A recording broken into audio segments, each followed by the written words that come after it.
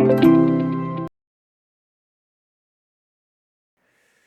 하나님 말씀을 같이 묵상하고 있습니다. 특별히 오늘 우리에게 주셨던 하나님의 말씀 시편 89편에 있는 이 말씀은 다윗을 택하여 그의 후손들에게 은총의 영역을 약속하신 그 하나님을 찬양하는 그런 시로 기록되어져 있습니다. 에스라인 예단이 누구냐면 레위 지파 사람이죠. 그리고 또 다윗과 솔로몬 시대에 성전의 찬양대로 지휘자로 활동했던 사람이에요. 성경은 조금 다른 인물로 이렇게 비유하는데 비슷한 그 같은 사람인데 다르게 이름을 써요. 그 사람이 누구냐면 여두둔이라는 사람이에요. 에단이라는 사람은 여두둔이라는 사람과 같은 사람이에요. 여두둔이라는 인물과 동일인으로 기록되어져 있는 겁니다. 미스길이라고 하여서 교훈, 명상, 성찰의 뜻을 가지고 있고 또 여러 이야기들 속에서 하나님이 어려운 가운데 고난 가운데 우리에게 하나님의 거룩한 약속을 성취하실 그 하나님을 찬양하고 영광을 돌리는 그런 시가 되겠습니다. 오늘 우리가 말씀을 통해서 봐야 할 부분은 하나님이 다윗을 선택하셨는데 그 선택하신 다윗을 선택하신 약속, 그 언약에 얼만큼 하나님이 그 언약을 지키시려고 하시고 또 그 언약의 하나님은 어떤 분이신지를 우리가 조금 들여다볼 필요가 있을 것 같아요. 하나님은 우리에게 많은 약속을 허락해 주셨어요. 그 약속 중에 가장 큰 약속은 죄 많은 우리들을 구원하시고자 예수 그리스도를 보내어 주시고 그를 믿는 자마다 멸망되지 아니하고 죽지 아니하고 하나님의 거룩한 구원의 대열에 설 수 있도록 하신 것이 하나님의 큰 약속이에요. 그 언약의 약속은 신실하신 하나님의 인격과 성품을 상징해요. 하나님은 어떤 분이시냐면 그렇게 우리를 사랑하시는 분이시고 하나님은 어떤 분이시냐면 그 약속을 실행시키기 위해서 그 약속을 지키시기 위해서 일하시는 분이 하나님이시라는 거예요. 그래서 하나님의 약속은 영원성이 있어요. 영원성. 한 번 정하신 약속은 하나님께서 반드시 이루어 주신다는 거예요. 다윗에게 주신 하나님의 언약은 하나님의 그 인격의 속성이기 때문에 그 약속을 지키시는 분이라는 거예요. 하나님 어떤 분이십니까? 영원부터 영원까지 스스로 계시는 분이셔요. 하지만 그 하나님은 그 언약을 우리에게 주신 하나님이시고 그 언약을 지키시기 위해 일하시는 분이 하나님이셔요. 오늘 35절에 보면 그래서 그렇게 말하는 거예요. 다윗의 그 여러 가지 왕권, 다윗의 후손을 하나님이 축복하신다는 그 약속, 그 약속이 얼만큼 영원하고 신실한지를 설명하고 있어요. 35절에 보면 내가 나의 거룩함으로 한 번 맹세하였은즉 다윗에게 거짓말을 하지 아니할 것이라 라고 말씀하셔요. 내가 나의 거룩함으로 한 번 약속했대요. 맹세했대요. 그 약속을 하나님은 반드시 지키시는 분이라는 거예요. 여기서 우리는 다윗의 그 언약이 다윗의 그 왕권에만 국한되는 것이 아니라는 것을 우리가 쉽게 알 수 있죠. 다윗의 왕권뿐만이 아니라 다윗의 후손으로 성취될 메시아 예수 그리스도를 상징하고 있어요. 그러니까 하나님은 우리에게 어떤 약속을 하셨냐면 우리를 구원하시고자 하시는 것이 하나님의 약속이에요. 그분의 은혜라고요. 그것을 반드시 성취하시는 분이 하나님이시라는 거예요. 다윗 왕권을 확보하게 하시고 뿐만 아니라 그의 후손을 통해서 온 인류를 다스리시고 온 우리의 모든 죄를 사하실 예수 그리스도를 보내어 주신다는 거예요. 이 약속, 결코 변함이 없는 이 약속을 하나님은 지키시는 분이라는 거예요. 그 약속은 참 신실해요. 그 약속은 반드시 지키시려고 하시는 하나님의 그 의지가 들어있어요. 24절에 보면 그렇게 말해요. 나의 성실함과 인자함이 그와 함께 하리니 내 이름으로 말미암아 그의 뿔이 높아지리로다 라고 말해요. 여기서 하나님은 성실함과 인자함을 갖고 계셔요. 성실함과 인자함을 갖고 계신 하나님께서 그 다윗과 함께 할 것이라 약속하시고 하나님의 이름으로 말미암아 그 다윗의 그 왕권뿐만이 아니라 후손 예수 그리스도 메시아의 구원의 사역으로 말미암아 하나님의 영광이 드러나게 될 것이다라고 말하고 있는 거예요.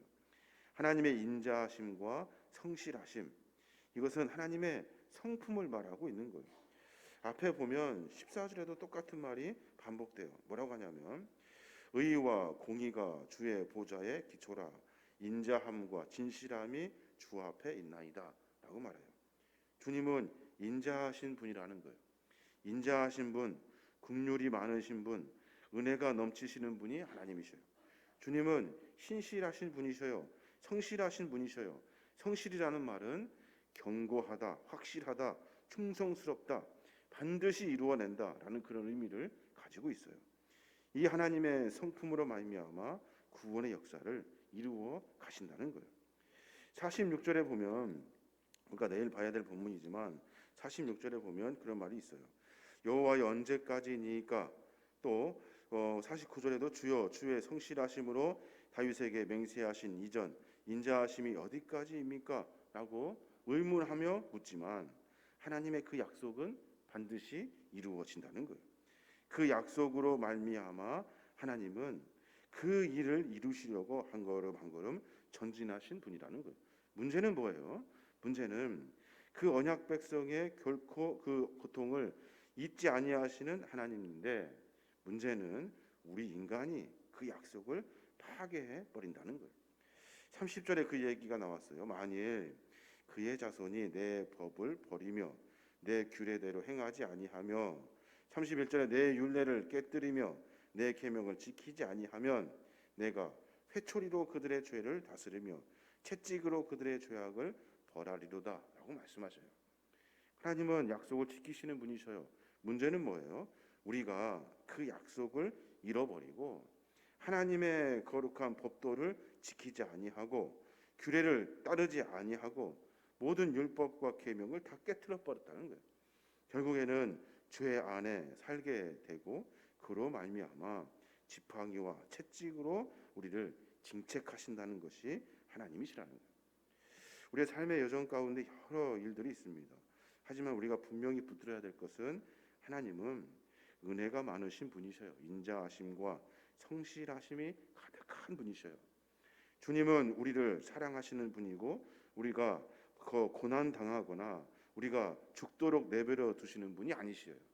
그 하나님께서는 우리를 지키시려고 지금도 일하시는 분이셔요. 그 하나님을 신뢰하는 것이 중요하다는 거예요. 우리가 매번 죄악에 살면서 그 죄악이 뭐냐면 하나님이 어떤 분이신지를 잃어가는 거예요. 하나님이 나와 어떤 관계인지, 하나님이 나에게 어떤 은혜를 베풀어 주셨는지, 하나님은 도대체 왜 나와 함께 하려고 하시는지에 대한 이 깊은 하나님의 신실하심과 인자하심을 잃어버릴 때, 그때 우리는 하나님의 징계의 대열에 서게 된다는 거예요. 하나님의 약속은 그래서 신실하신 거예요. 오늘 다윗의 왕가에 여러 어려운 일들을 만나게 됩니다. 애굽 왕의 그 시삭 왕이 이스라엘 땅을 쳐들어왔어요. 완전히 다 밀어버려서 온 이스라엘 백성이 전쟁으로 말미암아 초토화가 됩니다. 그때 하나님 어디 계십니까? 라고 묻고 있다고요. 하나님 뭐 하고 계십니까? 라고 지금 이야기하고 있어요. 백성들이 하나님에 대해서 다시 이야기하고 찾고 있어요. 이 고난이 과연 무슨 고난입니까? 말하고 있다고요. 그때 시인은 우리가 당한 이 고난은 하나님이 우리에게 성실하시고 인자하시고 그의 약속을 성취하시려고 하시는 하나님의 일이라는 거예요.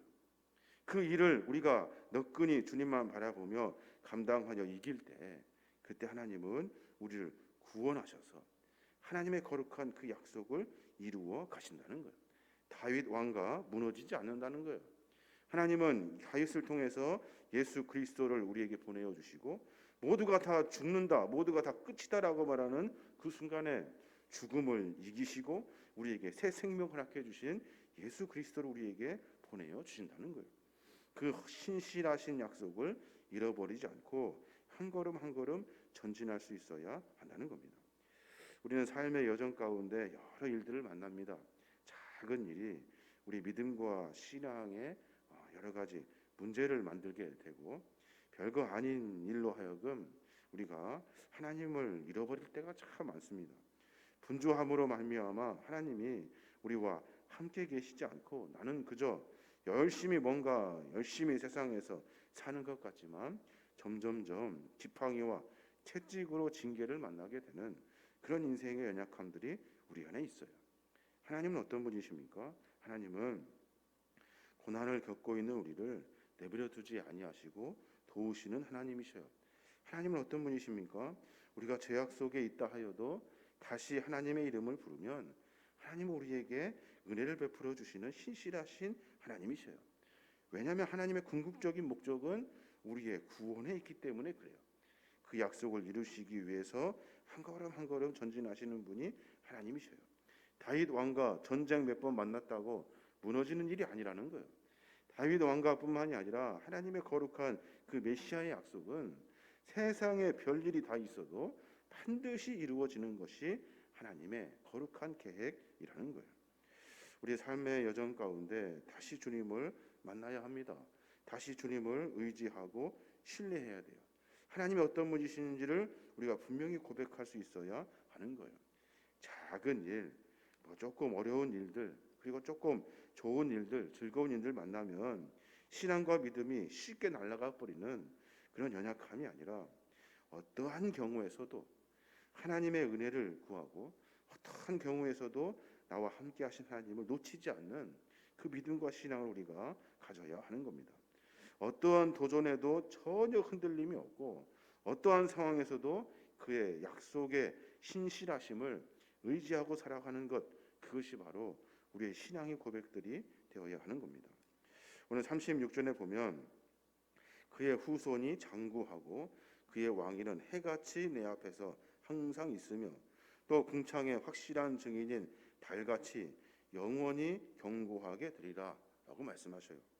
이 약속의 말씀은 이스라엘 백성 내 다윗의 왕가뿐만이 아니라 하나님의 나라를 이야기하고 있는 거예요. 사랑하는 여러분, 오늘 하루 가운데 그런 고백들이 있었으면 좋겠습니다. 하나님, 어느 순간에서도 하나님을 놓치지 않도록 내가 주님을 신뢰할 수 있도록 하나님을 붙들 수 있도록 믿음 주십시오. 뿐만 아니라 내가 세상의 분주함 속에서 하나님을 뒷선으로 밀어내는 일이 없도록 내 삶 가운데 가장 중요한 분은 하나님입니다 라는 것을 고백하며 하나님을 더 깊이 만나고 더 튼튼히 붙들고 하나님과 함께 한 걸음 한 걸음 구원의 역사, 그 신실하심의 역사를 이루어 가시는 주님과 함께 동행하는 우리 모든 믿음의 종들이 되어야 될 줄로 믿습니다. 오늘은 특별히 내일 주일을 준비하는 날입니다. 여러 가지 준비되는 일들 가운데 하나님을 더 많이 묵상하고 고민함으로 내 안에 깊숙이 나를 지배하는 것들이 하나님의 것이 아니라 한다면 다 꺼집어내어서 하나님을 내 안에 모시고 주님을 깊이 묵상하고 주님과 함께 동행할 수 있는 거룩한 날, 복된 날이 되시길 주님의 이름으로 축원합니다.